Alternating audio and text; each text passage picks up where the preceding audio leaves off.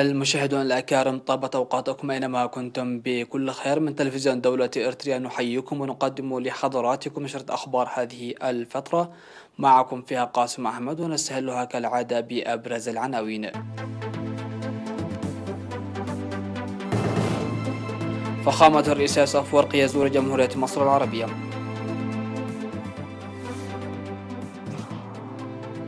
بناء طريق سرجاء دقيطروس مسفنتوم.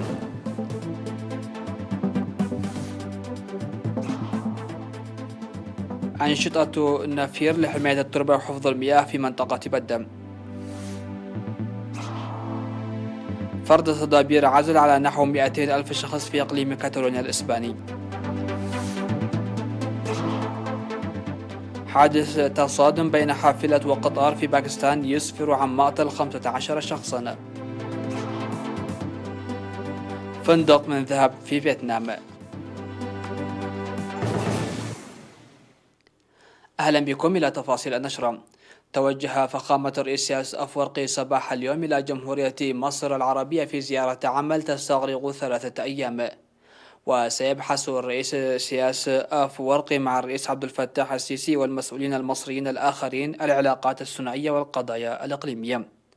وكان في استقبال الرئيس إسياس أفورقي لدى وصوله مطار القاهرة الدولي كبار المسؤولين المصريين.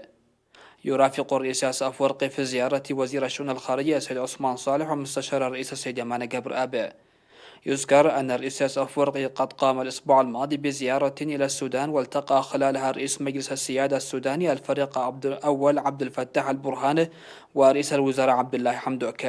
كما زار الرئيس إسياس أفورقي في الأسبوع الأول من شهر مايو الماضي جمهورية إثيوبيا الاتحادية الديمقراطية، والتقى في أديس أبابا رئيس الوزراء الدكتور آبي أحمد.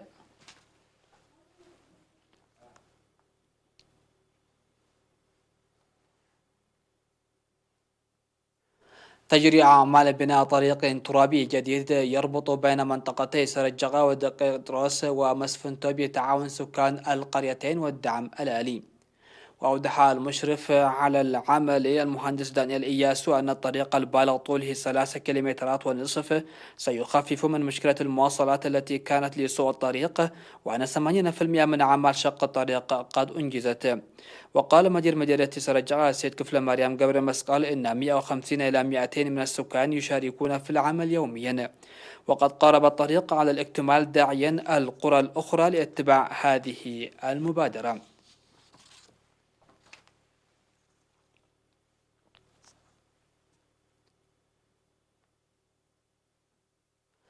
أفاد مسؤول عيادة حشيشاي ممرض الولادة منصور أبو بكر أن ارتفاع الوعي الصحي والخدمات المقدمة أحدثت تغييرا ملحوظا لرعاية الأمومة والطفولة. وذكر بناء 4 غرف لانتظار الحوامل والأمهات بالتعاون بين الإدارة والسكان هذا العام، مشيرا إلى تقديم خدمات التوليد ل 182 حامل في الأشهر الستة الماضية، مؤكدا عدم وجود حامل تدع حملها في المنزل.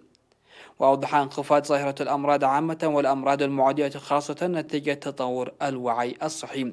وقال أن تطعيم الأطفال يغطي أكثر من 85%، وأن مرض الملاريا انخفض للقيام بأنشطة النظافة البيئية. وتقدم عيادة حشيشاي التي ركبت فيها الطاقة الشمسية الخدمات لدواء حشيشاي وبعدوب وشلابه، ويطالب مستخدموها إجراء الصيانة الأساسية التي تشمل بناء السور لها، وضعا في الاعتبار كثرة المستخدمين.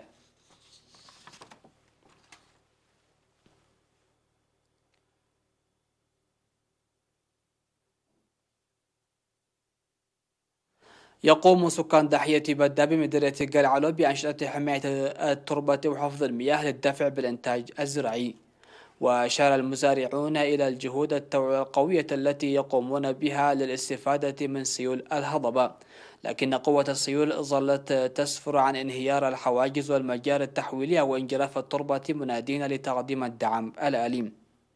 وقال مدير مديرية قلعلو السيد محمود إبراهيم إن معظم الأراضي لم يتم ريها بالمستوى المأمول نتيجة لانهيار الحاجز المائي التحويلي، وأن الجهد الذي يقوم به المزارعون مؤقت وليس مستدام، ويحتاجون إلى المساعدة بالآليات. وتوجد مساحة حول 6000 هكتار من الأراضي التي تزرع بموسمي أمطار الصيف والشتاء. تبرع الإرثيون في الداخل والمهجر لتنمية صندوق مكافحة وباء فيروس كورونا المستجد.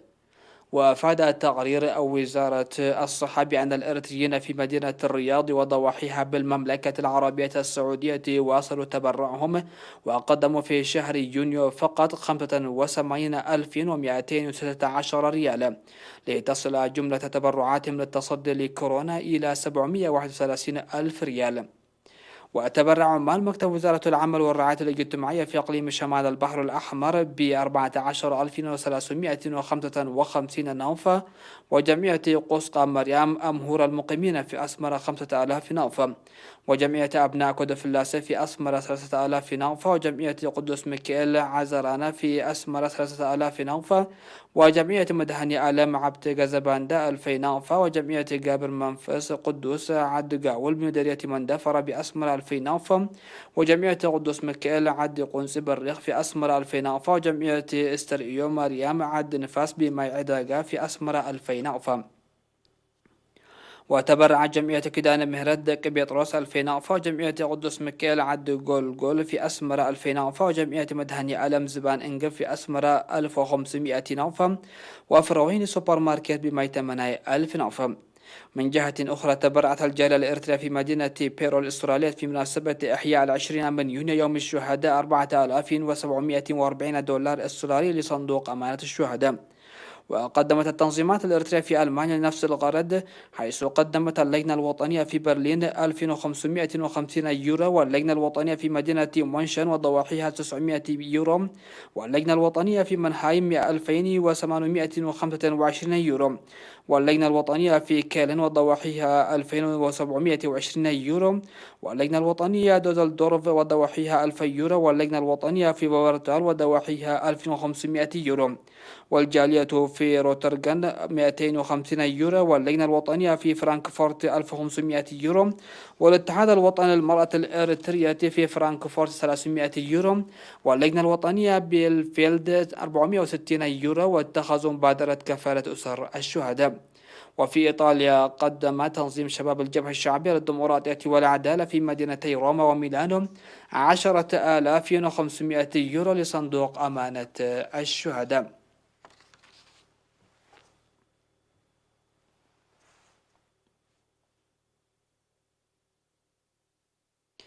مشاهدينا الكرام، فاصل قصير ومن ثم نوافيكم بالأنباء على الصعيد العالمي، فابقوا معنا.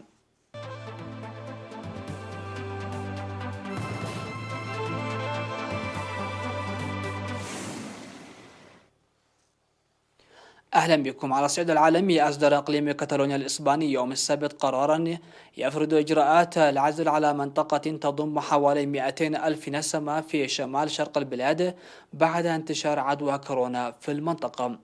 وتأتي تلك الإجراءات مع بدء العطلة الصيفية في إسبانيا واستئناف استقبال الزوار الأجانب من 12 دولة من خارج الاتحاد الأوروبي. وكانت إسبانيا قد أعادت فتح حدودها أمام مواطني الاتحاد الأوروبي من فضاء شنغن وبريطانيا في 21 من يونيو. من جهتها قالت وزيرة الصحة في منطقة كاتالونيا ألبا فارغاس أنه سيتم حظر التجمعات لأكثر من 10 أشخاص والزيارات إلى دور المسنين. وكانت إسبانيا من بين أكثر الدول تضررا بالجائحة مع أكثر من 28,385 وفاة، هي رابع أكبر حصيلة بعد المملكة المتحدة وإيطاليا وفرنسا.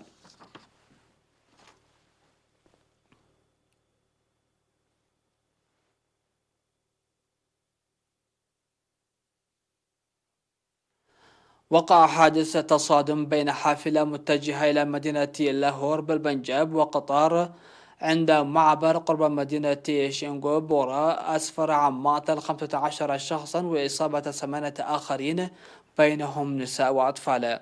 وأوضحت وزارة السكك الحديدية الباكستانية في بيان لها أن فرق الإنقاذ قدمت الإسعافات الأولية للمصابين، وتم بعد ذلك نقلهم إلى مستشفى شيخو بورا. يذكر أن الحافلة التي اصطدمت بالقطار كانت تقول حجاج السيخ زاروا المكان المقدس عائدين إلى بيشاور بإقليم خيبر بختون.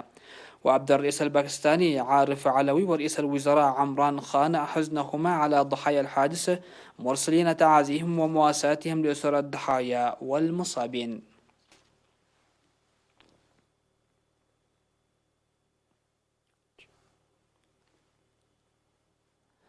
يرتشف نزلاء فندق دولتشي هانوي جولدن لايك في هانوي القهوة في فناجين مذهبة، ويستحمون في مغاطس مطلية بهذا المعدن النفيس.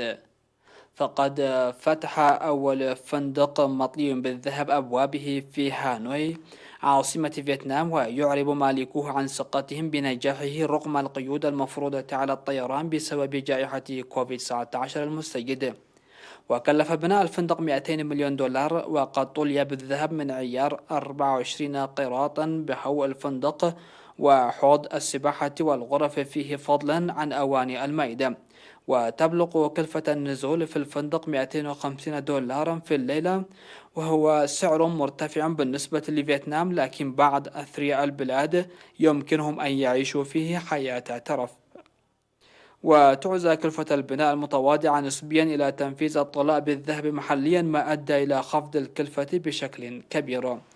ولم تمنعه الجائحة التي شلت السياحة العالمية من تدشين الفندق، بعد ما نالت فيتنام إشادة بسبب اعتمادها إجراءات إغلاق سريعة أدت إلى احتواء انتشار الوباء.